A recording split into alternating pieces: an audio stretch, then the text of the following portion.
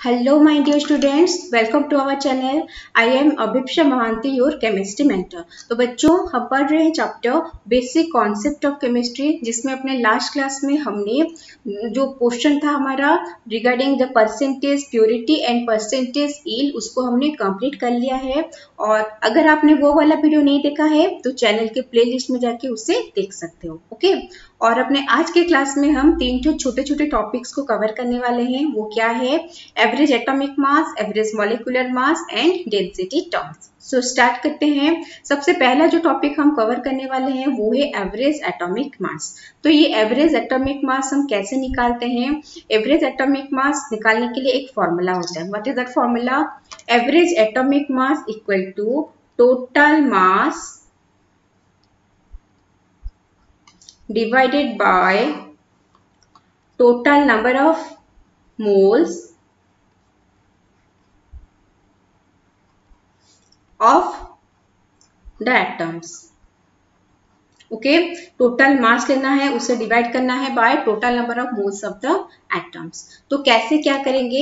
Suppose हमने एक sample लिया है, ओके, और वो सैंपल में दो कंपोनेंट है, एक है हमारा ए, दूसरा हो गया बी। सो ए जो सैंपल है, सपोज उसका जो नंबर ऑफ मोल्स है ए का, वो नंबर ऑफ मोल्स से N1, और उसका जो एटॉमिक मास है वो हो गया M1। ओके, नेक्स्ट जो बी कंपोनेंट है, सपोज उसका नंबर ऑफ मोल्स से N2 और उसका एटॉमिक मास जो है वो है हमारा M2। तो हम जो एवरेज एटॉमिक मास है वो हम कैसे कैलकुलेट करेंगे?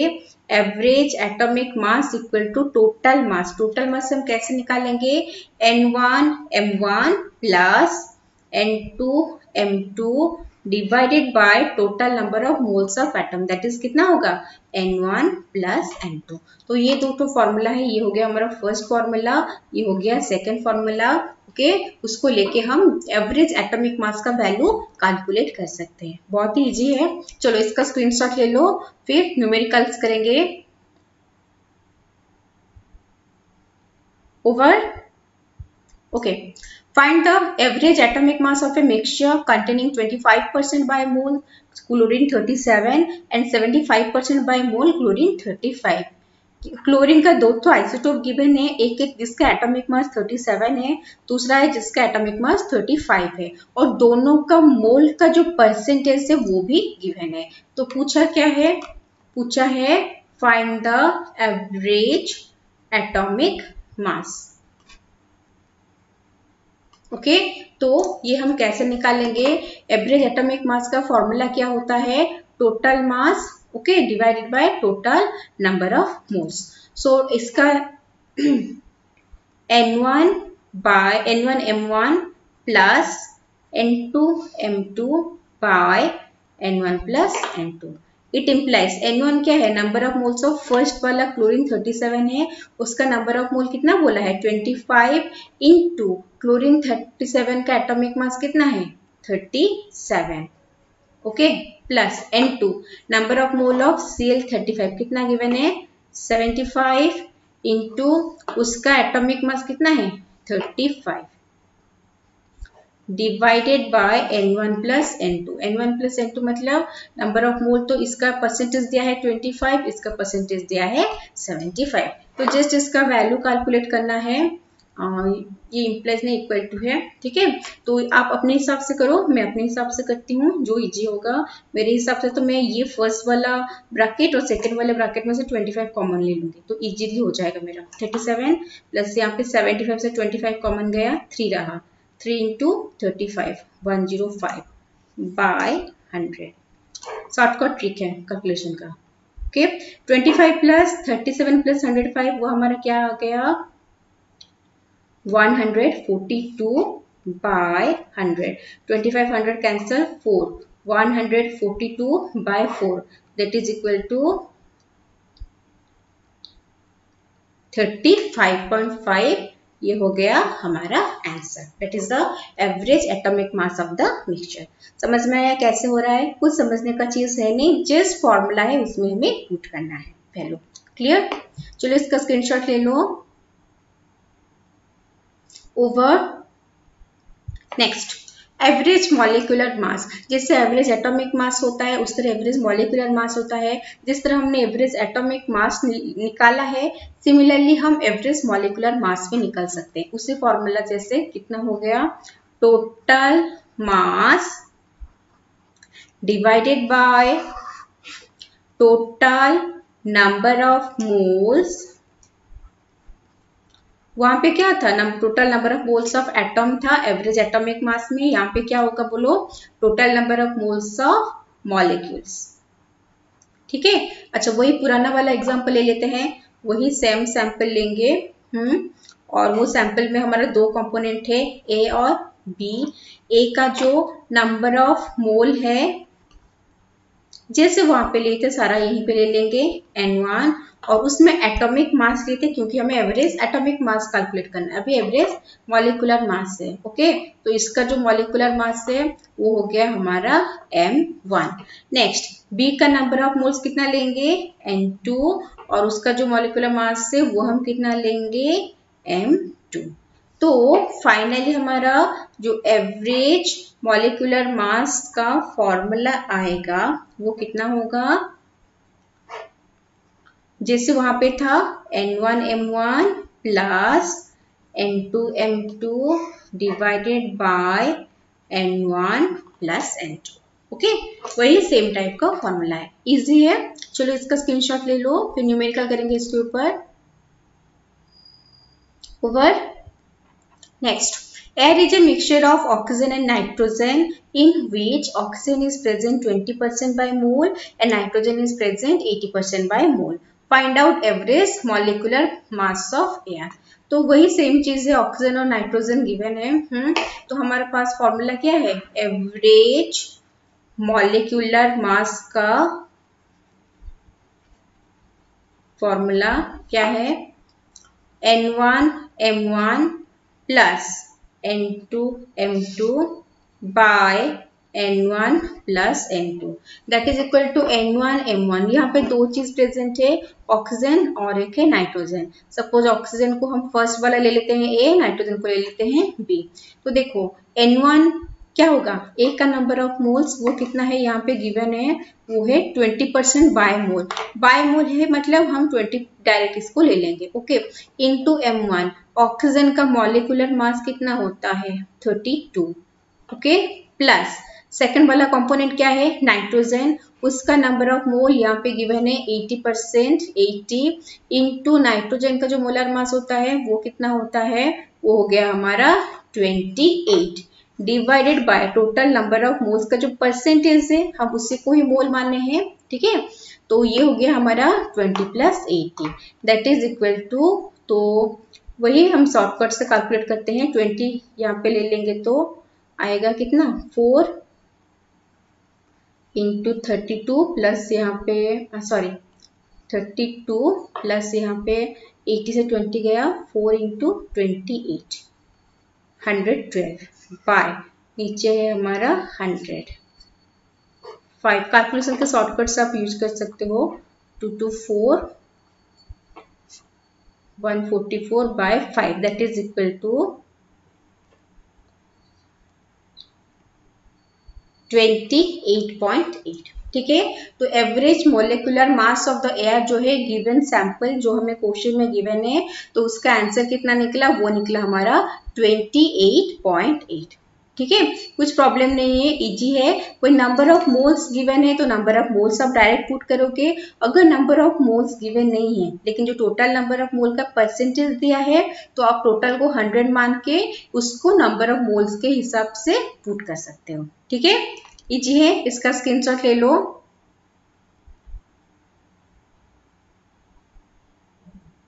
Over next, density terms.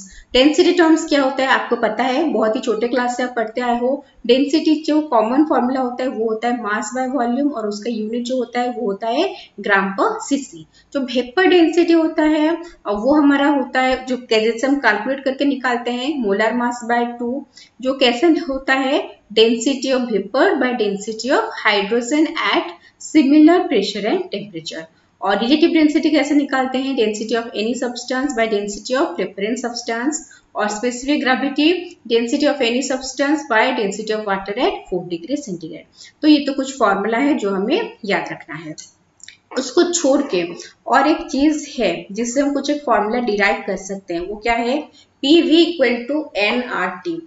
ये वाला फॉर्मूला जो है वो हम गैसियस स्टेट में भी पढ़ेंगे। PV इक्वल टू nRT में P होता है प्रेशर, V होता है volume in and volume in litre. लिख लेते हैं, P है यहाँ पे प्रेशर इन एटमॉस्फेयर जो उसका यूनिट है, V होता है वॉल्यूम इन लीटर, N होता है नंबर ऑफ मोल्स, R जो है वो होता है गैस कांस्टेंट, ठीक है, जिसका एक फिक्स्ड वैल्यू रहता है 0.0821 litre atmosphere mole inverse kelvin inverse. उसको छोड़ के और भी डिफरेंट वैल्यू है, डिटेल हम बाद में पढ़ेंगे, लेकिन यहाँ पे जो वैल्यू चाहिए होगा वो हमें 0.0821 लिख लेते हैं, 0.0821 litre atmosphere mole inverse kelvin inverse में इसका वैल्यू पुट करना होगा यहाँ पे ये फॉर्मूला में। T क्या होता है, T होता है हमारा एब्सोल्यूट टेम्परेचर। टेम्परेचर क्या डिग्री सेंटीग्रेड में भी निकलता है और एब्सोल्यूट या डिग्री केल्विन में भी निकलता है। तो अगर कोई टेम्परेचर डिग्री सेंटीग्रेड में है तो हमें उससे इस फॉर्मूला में पुट करने के लिए केल्विन में कन्वर्ट करना पड़ता है। कैसे, डिग्री जो एब्सोल्यूट होता है या फिर केल्विन होता है that is equal to 273 plus degree centigrade. Okay, 273 plus degree centigrade करने से हो जाएगा। चलो PV इक्वल टू nRT है, सो PV इक्वल टू n क्या होता है, नंबर ऑफ मोल्स। हमें पता है नंबर ऑफ मोल्स का फॉर्मूला कैसे हम निकालते हैं, in terms of weight, mass of the substance by molar mass. तो ये W ले लेंगे mass of the substance, M हो गया मोलर मास, ठीक है। अच्छा यहीं पे लिख लेते हैं W equal to mass of substance और M होता है मोलर मास। तो अभी हम क्या करेंगे ना, ये फॉर्मूला को थोड़ा बहुत रीअरेंज करेंगे, ठीक है। सो क्या करेंगे, देखो डेंसिटी कैसे निकलता है, मास बाय वॉल्यूम। तो हमने ना ये m को लेफ्ट में ले आना है, Pm that is equal to W by V RT। ये जो W बाय V मतलब क्या है, मास बाय वॉल्यूम, वो होता है हमारा density term. So PB equal to DRT, जहाँ पे हमारा जो D है वो क्या है, D इक्वल टू डेंसिटी होता है, ठीक है। तो ये एक फॉर्मूला है Pm इक्वल टू DRT जिसको हम न्यूमेरिकल्स में यूज कर सकते हैं। तो यहाँ पे आपका सारा फॉर्मूला कवर हो गया। चलो इसका स्क्रीनशॉट ले लो, फिर हम न्यूमेरिकल सॉल्व करेंगे इसके ऊपर। ओवर क्या है question, A gaseous mixture of hydrogen and carbon dioxide gas contain 66 mass percent of carbon dioxide. The vapour density of mixture हमें फाइंड आउट करना है, ठीक है।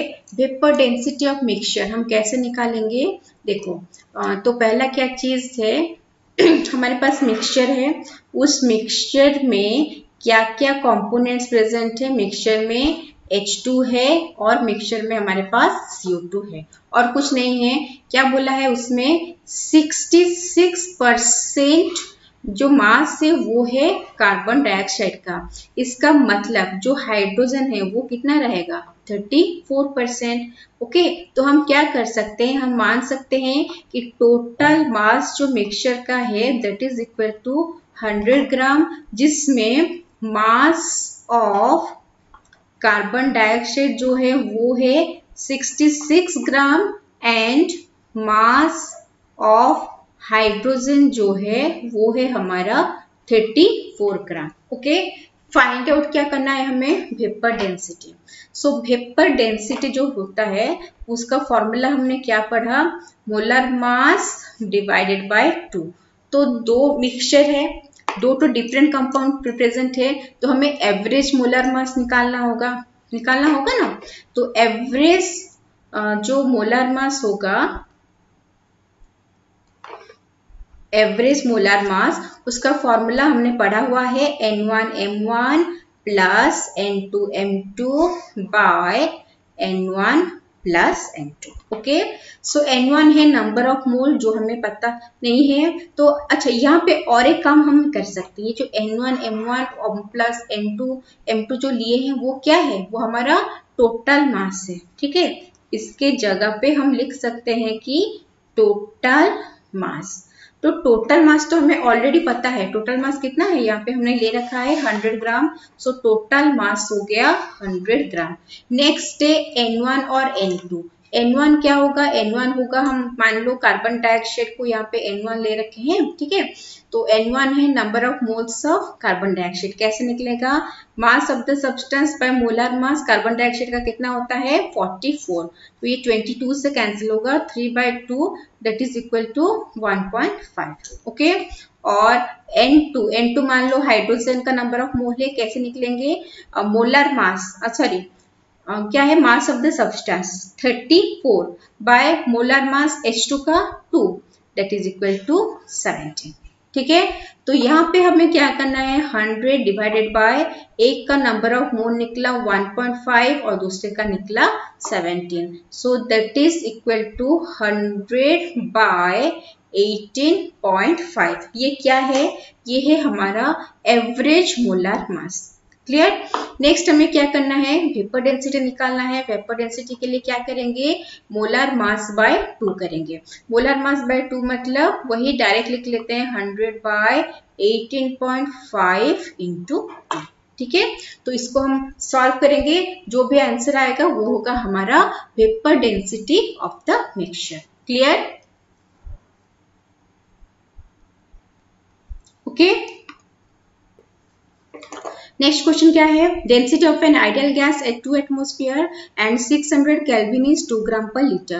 Calculate the relative density of the gas with respect to neon gas under similar condition. तो यहाँ पे क्या पूछा है, यहाँ पे हमें पूछा है रिलेटिव डेंसिटी के बारे में पूछा है। ठीक है, तो रिलेटिव डेंसिटी जो होता है, रिलेटिव डेंसिटी का फॉर्मूला क्या होता है, डेंसिटी ऑफ, यहाँ पे हम क्या लेंगे, वो आइडियल गैस बोला है तो हम यहाँ पे लेंगे density of ideal gas divided by density of the reference. यहाँ पे रेफरेंस क्या है, with respect to neon gas बोला है, तो यहाँ पे हम बोलेंगे कि डेंसिटी ऑफ नियॉन गैस। ठीक है, तो इससे हमारा वैल्यू निकल जाएगा। सो डेंसिटी ऑफ आइडियल गैस क्या गिवन है, हाँ गिवन है, कितना है यहाँ पे 2 gram per litre. 2 bye density of neon gas क्या हमें पता है, नहीं वो नहीं पता, लेकिन क्या हम निकाल सकते हैं, हाँ निकाल सकते हैं। हमने जो यहाँ पे फॉर्मूला किया था क्या, PV equal to nRT, it implies PV equal to कितना निकला था W बाय mRT, और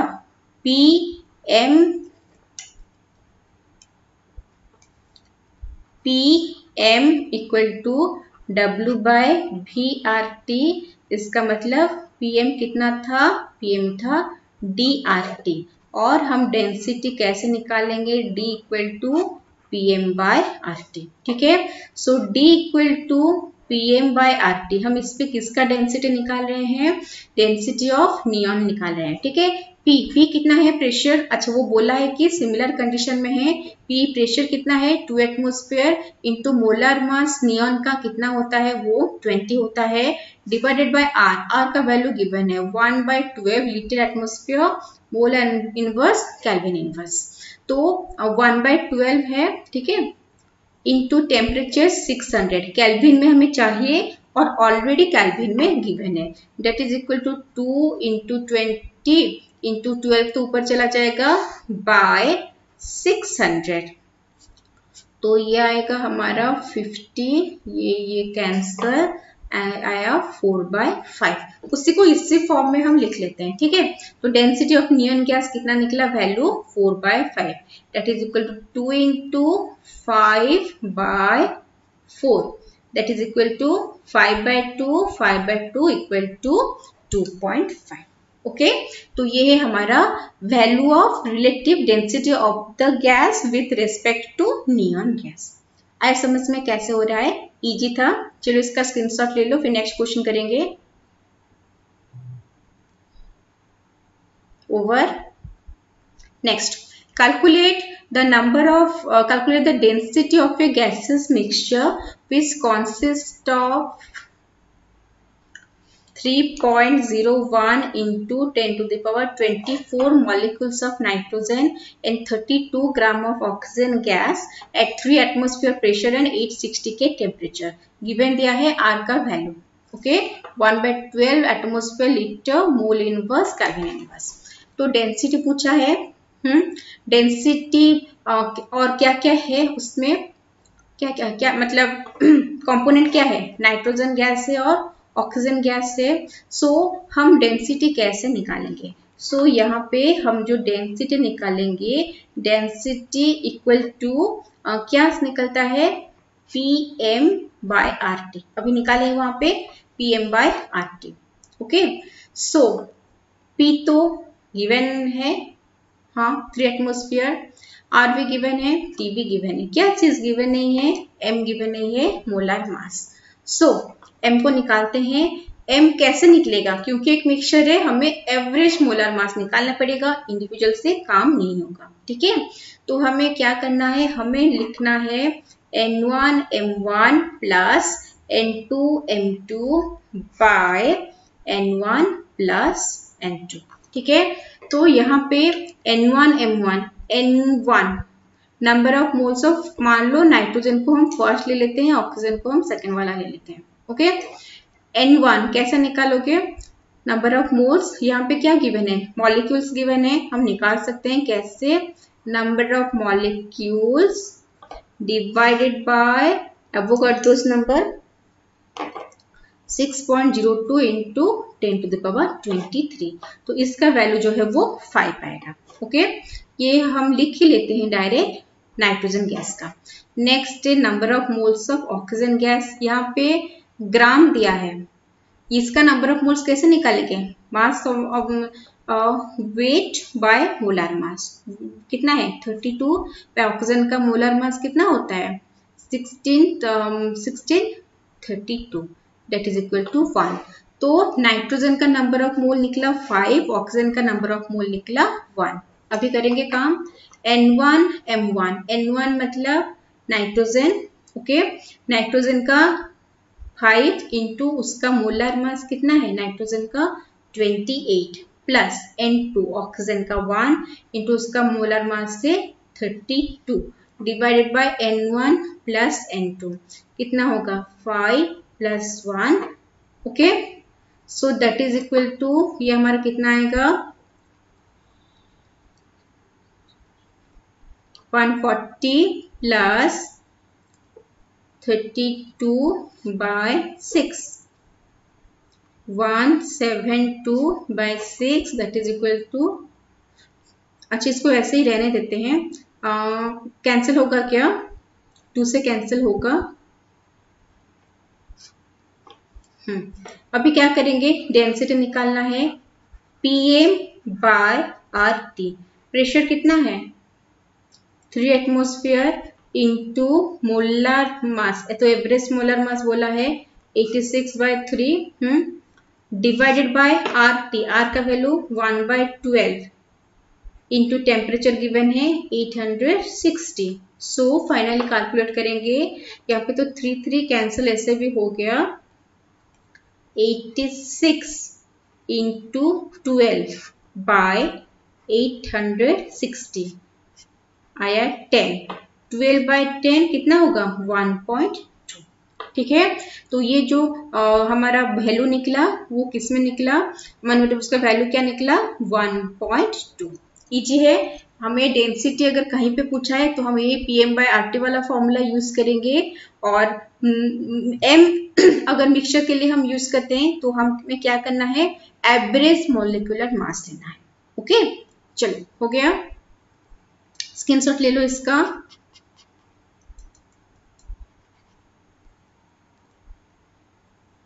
ओके। अच्छा, इसका यूनिट क्या होगा? यूनिट होगा ग्राम पर लीटर। वॉल्यूम ये जो आर हम यूनिट लिए हैं, आर का यूनिट में क्या है, यहाँ पे लीटर प्रेजेंट है और यहाँ पे हमने ग्राम को लेके क्या है, तो ग्राम पर लीटर होगा। क्लियर? तो इसके साथ हमारा आज का क्लास हम यहाँ पे खत्म करते हैं। नेक्स्ट क्लास में कुछ एक नया चीज पढ़ेंगे in the chapter basic concept of chemistry. तब तक के लिए माइंडफुली पढ़ाई करते रहो। Okay, bye.